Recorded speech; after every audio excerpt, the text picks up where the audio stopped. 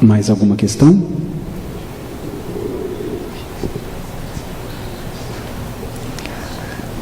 Não se inibam não, gente. Eu estou aqui para responder.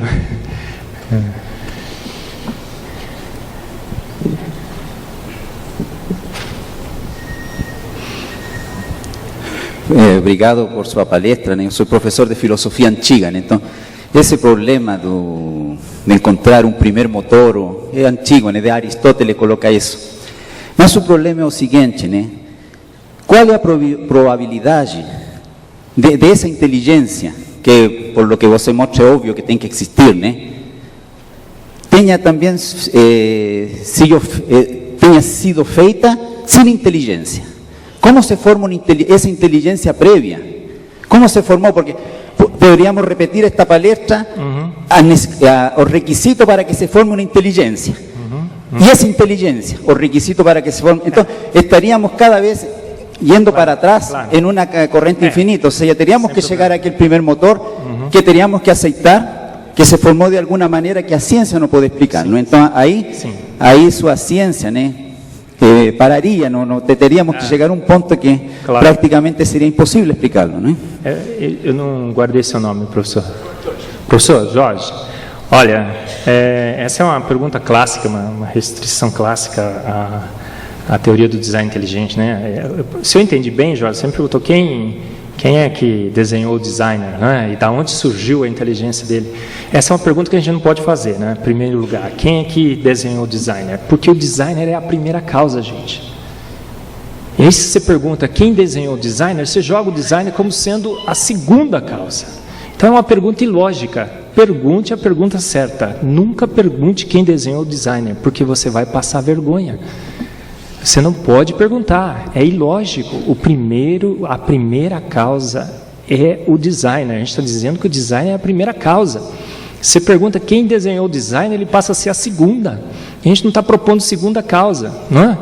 E agora, é lógico, não há lanche grátis. Lembra que eu falei aqui? A inteligência, a energia, tudo desse universo, né, estavam concentrados no início. O produto nunca pode ser maior do que os reagentes. A gente sabe isso em química, né? Não dá para pôr 1 grama mais 1 grama e dar 3. Não se cria. Então, a inteligência toda desse universo, toda a energia, né, tem que estar acumulado e emanar dessa primeira causa. Ou seja, ou uma mente inteligente ou as forças naturais. Por isso que a gente não pergunta para o naturalista, poderia perguntar, mas a gente não pergunta. Quem é que calibrou as leis das forças naturais? Não é? Da onde elas surgiram?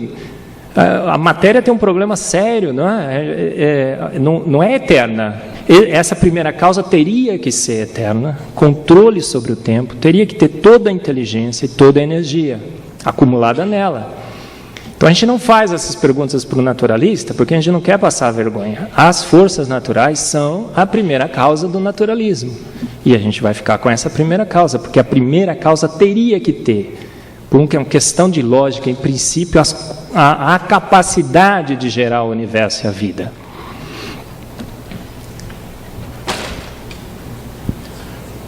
Boa noite, meu nome é Paulo, eu sou aluno da Química.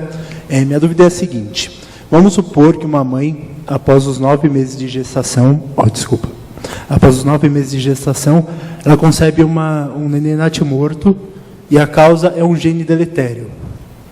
Como o design inteligente justifica a existência desse tipo de mecanismo biológico que impede a formação da vida? Porque, pelo que eu entendi, supõe-se uma perfeição e supõe-se uma intenção. Eu gostaria de saber como o design inteligente explica um gene deletério. Claro, Paulo. Obrigado. Eu adoraria responder essa sua pergunta do ponto de vista filosófico e teológico. Adoraria, mas eu não vou fazer isso, não é? Eu já fiz ontem, o Enes me puxou a orelha, né? Por que eu adoraria fazer isso do ponto de vista teológico e filosófico? Porque eu reconheço na ciência as suas limitações, viu, Paulo? A ciência não tem a resposta para tudo, não é? Alguns iluminados uma vez disseram isso, não é? Você conhece alguns deles, né? Que nós vamos responder tudo, não é? Desde do amor ao ódio, à piedade, a nossa incapacidade de entender conceitos não intuitivos, mas isso não é verdade. A ciência tem limites, viu, Paulo?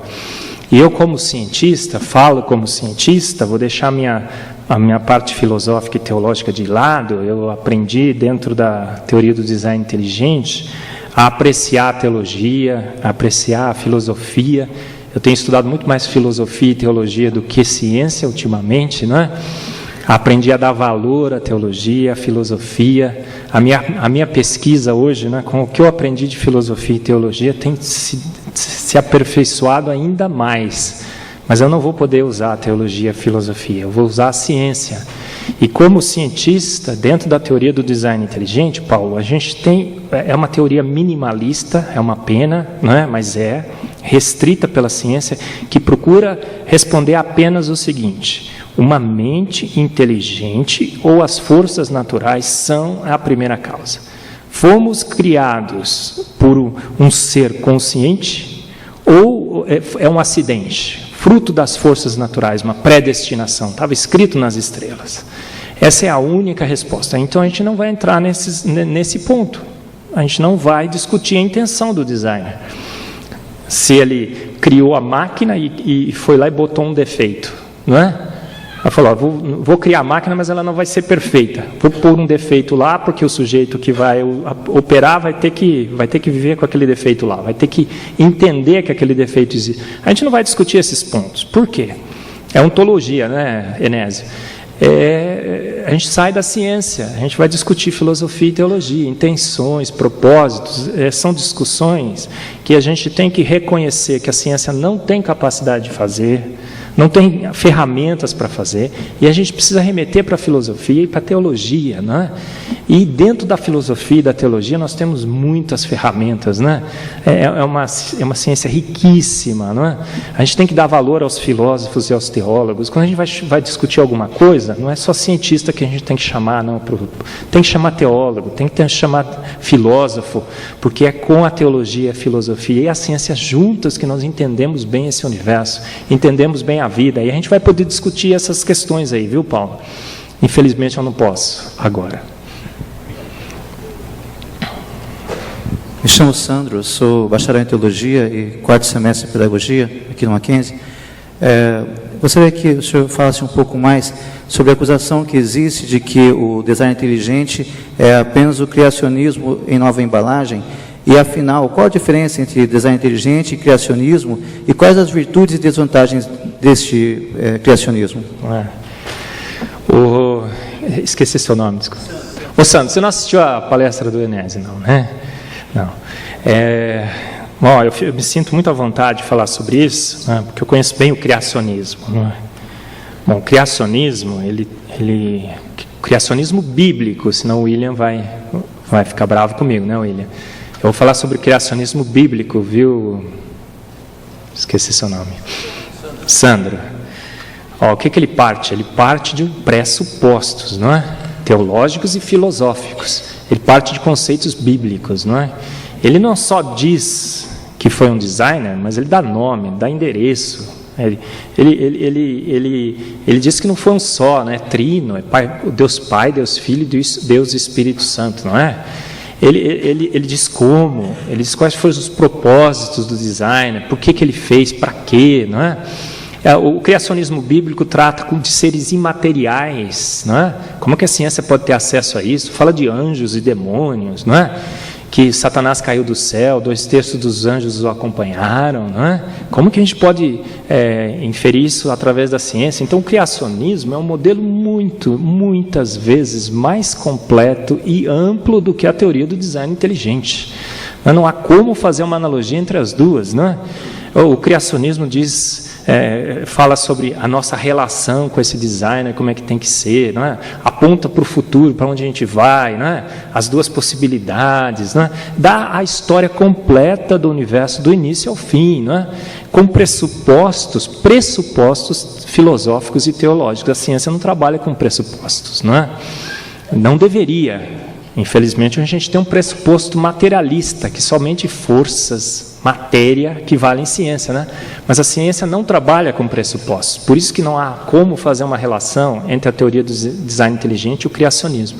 A teoria do design inteligente é formada por cientistas restritos pelos limites da ciência, que pegam agora sem pressuposto algum, não é? Que o modelo científico que é colocado em contraposição ao criacionismo tem um pressuposto naturalista, mas nós não temos. E o que a gente faz? Que conclusão que nós vamos ter a partir desses dados? A gente conclui que foi uma mente inteligente. Bate com o modelo criacionista? Bate. Mas é uma concordância indireta. Né? É uma decorrência indireta da teoria. Então não há como você tentar fazer essa correlação. Mas por que ela é feita, hein, Sandro? Por que ela é feita? Porque eu falei que é uma guerra, né? E que revoluções não se vencem sem derramamento de sangue. Derramamento de sangue, gente, eu quis dizer assim, embate, não é? Caloroso, discussões, não é? Estratégias. E a estratégia é muito nítida do outro lado, né? Eles querem nos colar ao criacionismo, porque hoje, infelizmente, religião é sinônimo de ignorância, não é? Na grande mídia e na massa, se você vai perguntar, religião é ignorância. Você fala assim, olha, o religioso, nossa, aquele cara é um pastor, mas cara, tem até doutorado, não é assim que a gente pensa? Apesar de pastor, ele tem até doutorado, porque religião, né, é sinônimo de ignorância, infelizmente. E aí esse ópio das massas é usado contra a teoria do design inteligente. Fala, vamos grudar a teoria no criacionismo, na religião. É uma estratégia, viu, Sandro? Só que ela não se fundamenta em argumentos racionais. É uma estratégia de combate, válida, a guerra, e só que ela, teoria do design inteligente é uma teoria científica que nasceu de cientistas, que usa argumentação científica, a gente viu durante o simpósio todo, e que chega à conclusão que foi uma mente inteligente é uma causa necessária, suficiente e conhecida, concorda com o criacionismo bíblico? Nesse ponto, sim, mas é uma conclusão indireta e que não fez parte dos pressupostos da teoria.